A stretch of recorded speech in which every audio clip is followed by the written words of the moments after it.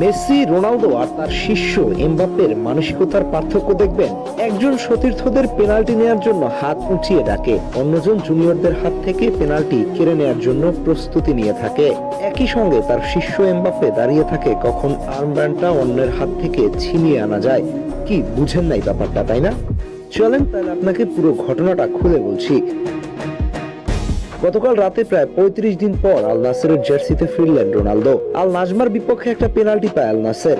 প্রথমে রেফারি সরাসরি কল না করায় ভিআরে চলে যায়। ততক্ষণে অ্যাঞ্জেলো নামের একটা খেলোয়াড় বলটা হাতে নিয়ে দাঁড়িয়েছিল, বোধহয় পেনাল্টিটা নিতে চাইছিলেন। কিন্তু তখনই পেনাল্টি কিং রোনালদোর আগমন। আরে ভাই, এদিক দিয়ে বলছি, যেভাবেই হোক হাত থেকে এক প্রকার টেনে নিয়ে গেলেন। এই হচ্ছে রোনালদোর মানসিকতা।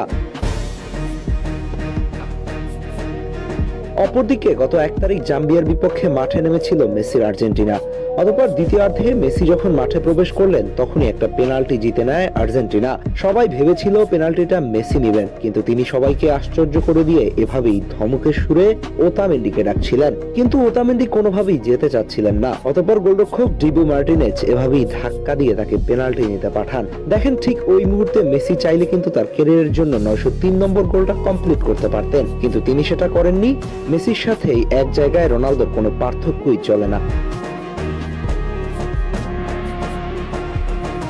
এবার দেখাবো রোনালদোর শিষ্য এমবাপ্পের কাহিনী। তিনি সাব হয়ে মাঠে আসছেন, কিন্তু তিনি ক্যাপ্টেন্সির আর্মব্যান্ডের জন্য অ্যানগোলো কান্তের উদ্দেশ্যে হাত বাড়িয়ে অন্য কোনো খেলোয়াড়কে দেখিয়ে দিচ্ছেন, ক্যাপ্টেন্সের আর্মব্যান্ডটা এনে দাও।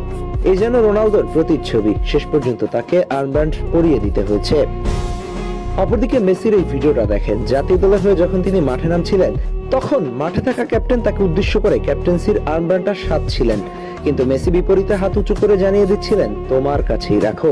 অতবার একইভাবে ক্লাবের জার্সিতে ইন্টার মায়ামির হয়ে যখন প্রথম শিরোপা জিতে লিওনেল মেসি, ম্যাচের পরে দলের নিয়মিত ক্যাপ্টেনকে এক প্রকার জোর করে হাতে আর্মব্যান্ড পরিয়ে দিয়েছে, এমনকি ট্রফি আনতে তাকে ক্যাপ্টেন হিসেবে সামনে ঠেলে দিয়েছিলেন। ঠিক এই জায়গায় রোনালদোর সঙ্গে লিওনেল মেসিকে আপনি কখনোই কম্পেয়ার করতে পারবেন না। লিওনেল মেসি ফুটবলার হিসেবে যতটা ভালো মানুষ হিসেবে ঠিক ততটাই স্বচ্ছ চিন্তার মানুষ। এত বড় নেইম ফেম থাকার পরেও মাঠে তিনি সতীর্থদের কাছে সবচেয়ে বিশ্বস্ত মানুষ, প্রতিপক্ষের জন্য এক প্রকার প্রফেশনাল ফুটবলার, দর্শকদের কাছে বিশ্বাসের জায়গা। হয়তো ব্যক্তিগত রেকর্ডে একদিন রোনালদো ১০০০ গোল ছুঁয়ে ফেলতে পারেন, কিন্তু তিনি কি কখনো চাইলেই মেসির মনুষ্যত্ব